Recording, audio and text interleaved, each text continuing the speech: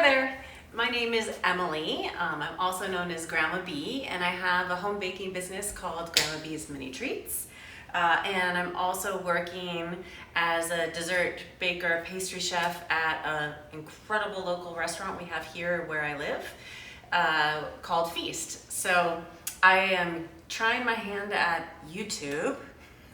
Don't really know how this works or what it's supposed to be, so just kind of gonna get me as I am. Normally I might be a little more presentable, but we had the grandkids over for a sleepover, and I had to fit some exercise in this morning because it's kind of a crazy day and I needed to jump right into baking. So, you know, full hair and makeup is not what's happening today. But that's okay. I mean, when I'm at home baking, doesn't matter. I just like to be as comfortable as possible so I can focus on my recipe.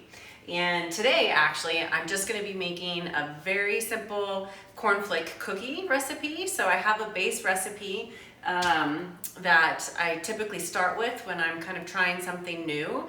And that then once I make it, I can kind of decide how I wanna alter it a little bit. And this is gonna be for a private event that's coming up that just wanted some home style cookies and brownies. And we thought a cornflake cookie might be kind of a fun change up in addition to, we'll probably have a traditional chocolate chip cookie and a couple other things. So, you know, like any cookie recipe, I'm gonna start with my butter and sugar, and I have two kinds of sugar, brown sugar and granulated sugar. It'll give it a little bit of that kind of rich toffee-ish flavor. And of course, there'll be some mini marshmallows in it, and it can't be a cornflake cookie unless I have cornflakes, and I have, oh, this might still be warm, but I toasted about 1.5 cups of cornflakes, plain cornflakes. Maybe in the future I'll try frosted cornflakes to see if that gives us kind of a fun flavor, but right now I'm gonna start with plain cornflakes toasted, and we'll see where that takes us. And then in terms of our dry mixture, this is just a blend of flour, a little bit of baking soda, and cinnamon. So two things that I've already taken note of in the recipe that I might change is it calls for chocolate chips, about 1/2 cup of chocolate chips, and I think I'm gonna omit those and see what it does to the flavor, only because for this particular cookie, I don't want chocolate chips in it because I'm already going to be doing a bunch of chocolate chip kind of stuff. Oh, and of course I'll be adding vanilla. I might actually increase the vanilla a little bit, and it doesn't call for salt, even though we're using unsalted butter. So I tend to like, you know, my cookies with a little bit of salty flavor. So I'm gonna do the recipe without the salt just to see what happens, but it'll be interesting to find out whether or not, you know, even 1/4 teaspoon of salt might kick it up a notch. And I did already decide to reduce the cinnamon a little bit in the cookie because I didn't want it to be too overwhelming. I just want a hint of cinnamon. So I don't know why I'm telling you this other than just trying to start filming my process sometimes when I'm trying a new cookie. I will usually just start with the base recipe, whether it's my own or someone else's, and then alter from there. Today I'm kind of doing a little bit of a hybrid. So let's get going. And I'm gonna start with making some noise. But this going to cream the butter and sugars together. I typically like to cream them for closer to 5 minutes, you know, maybe 4 to 5 minutes. And I heard this from this amazing food photographer and blogger, Sprinkles for Breakfast. And I think that's what she does. And I started doing it, and I just like the fact that it incorporates the sugars so much better into the fat. So we're gonna give this a go, and while this is mixing, normally I would be prepping my dry ingredients, but I had already done that because I didn't think about doing it for the camera. So we could, yeah, we'll go from there. Okay, so I'm still creaming my sugar and butters here, but I'm stopping about halfway through just to scrape down the sides of the bowl. and make sure that the butter gets incorporated evenly. And then as soon as this is done, again, I will explain a little bit more about the next steps. It's gonna be noisy.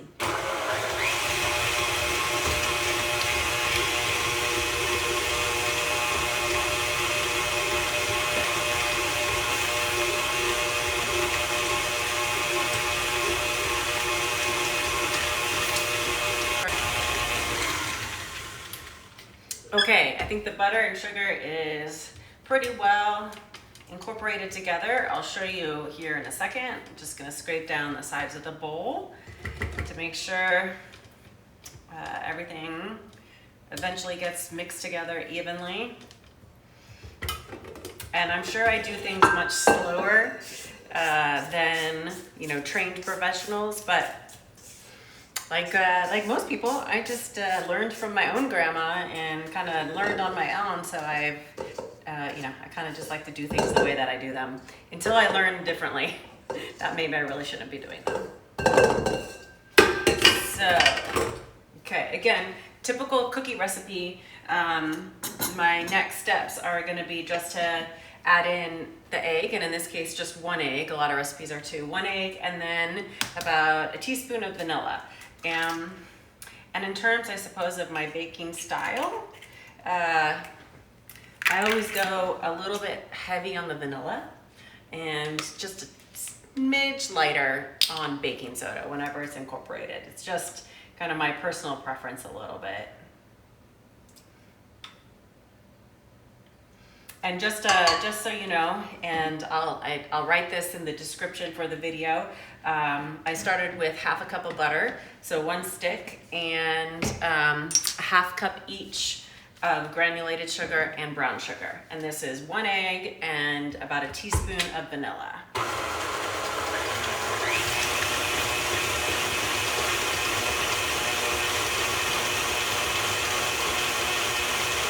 I'm not sure if you're going to be able to hear my voice over the mixer very well, but just beating the egg and the vanilla until it's well incorporated. Scrape down the sides of the bowl again, of course. And then the next step is probably what you already know, is we'll slowly add in our dry ingredients. The dry ingredients are, I think it's about a cup and a half of flour, 175 grams, give or take, and about a half a teaspoon of baking soda, and I did a quarter teaspoon of cinnamon. And again, no salt. I don't know what to think about that, but no salt. And as a baker, you know, I weigh everything, and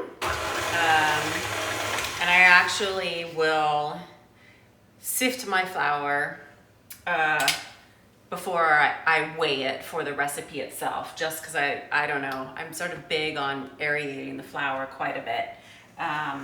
And if you don't have a scale, it's not the end of the world. Again, we're making cookies, and really the end of the day, you just want to make something that's fun that you can share with people. It doesn't have to be perfect, but I have found that just buying whatever, you know, little scale you can get your hands on does help quite a bit. So I'm going to slowly add in my dry ingredients.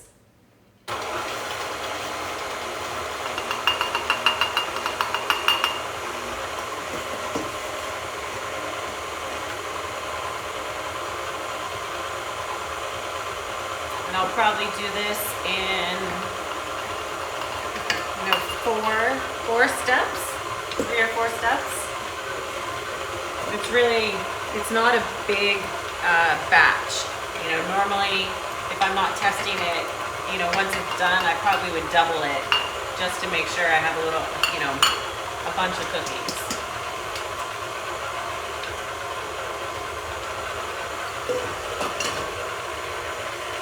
There we go. It doesn't take too much to incorporate it in, but I'm going to scrape down the sides of the bowl.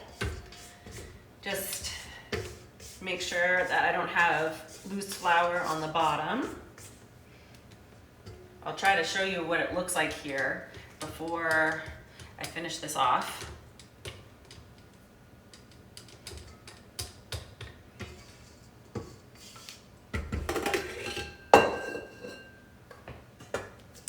so typical cookie dough, just a little bit darker because of the brown sugar. I tell you, it smells good, that's for sure. And I'm not giving these to anyone. As I put my face right into the bowl. This is just for my practice. Well, I guess maybe, you know, my husband will have, he'll be a taste tester. So here I have about a cup of mini, I don't know why I grabbed another egg, a cup of mini marshmallows. And so those are gonna go in. I need to break them apart a little bit. And again, the recipe itself calls for just a half a cup of chocolate chips. And I get why, because it would probably mix in with the mini marshmallows really well, but I am purposefully leaving them out because once I get this figured out and I make these for real, they'll be alongside some other chocolate chip cookies. And I just don't want everything for this particular event to be chocolate chip based. And then for the final bit, the cornflakes. And these have been toasted at about 325 degrees Fahrenheit for about 13 minutes. And I'm kind of lightly crunching them together, you know, because you don't necessarily need them to be uniform. They'll get crunched up more when I mix it all together here just for a bit. But I don't necessarily want any large flakes in here.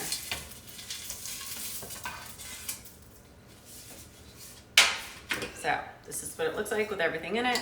Just one final mix together. Oh, and then you do that. You should probably pulse it on and off. Okay. And again, you don't want to necessarily over mix it too much. You can kind of, if there's any loose cornflakes on the bottom, you can scoop those up as you're scraping down the sides of the bowl. And these will not go straight into the oven. I will probably refrigerate these for at least 2 hours. A lot of times I actually will make my cookie dough the night or the day before, just so it can rest a little bit. And depending on how long, I'll put it in the fridge for a couple hours, maybe roll them into the size that I ultimately want to bake into little balls, and then either put them back in the fridge or pop them in the freezer until I'm ready. And then that way also I have a little more control of how many I bake, because sometimes if I'm just doing it for the family, I might just bake a dozen all at a time. But if it's already been pre-prepped in the sense of I've made the dough, it's been refrigerated, and then I've rolled them into little balls and put them in a Ziploc bag in the freezer, I can just pull however many out at a time that I would like to. So this is what it looks like incorporated. This I'm gonna put in a container and put in the refrigerator. And hopefully I'll be able to add on another segment of the video to show you the final product and see how it tastes with a little bit less cinnamon and no salt. Okay, back to the cornflake cookie. I have the dough here. It's been in the refrigerator for maybe about 2.5 hours or so. And now I'm not gonna bake all of it. I'm just gonna bake a couple, maybe 3, to test out how big I want them and how I like the flavor. And then we'll go from there. So I have the oven preheating to 350 degrees. And then these should bake for somewhere around 10 minutes, give or take. I think I'm gonna try maybe, I think this is probably, yeah, I'm gonna try 1.5 ounce sizes, give or take, just to see how that comes out. Maybe 1 2 ounce, 1 1.5, and 1 1 ounce. I guess I could have done that the other way around. And I just want to be able to get a general idea of size and choose them. So if I'm making them for my family, I actually probably am closer to like 3 ounces. At the restaurant, we use about 5 ounces of cookie dough for our skillet cookie, which, by the way, baking a cookie in a skillet is, I think, now my new favorite way to do it. But we make about 2 ounces, or use about 5 ounces worth of cookie dough for that. So here we go.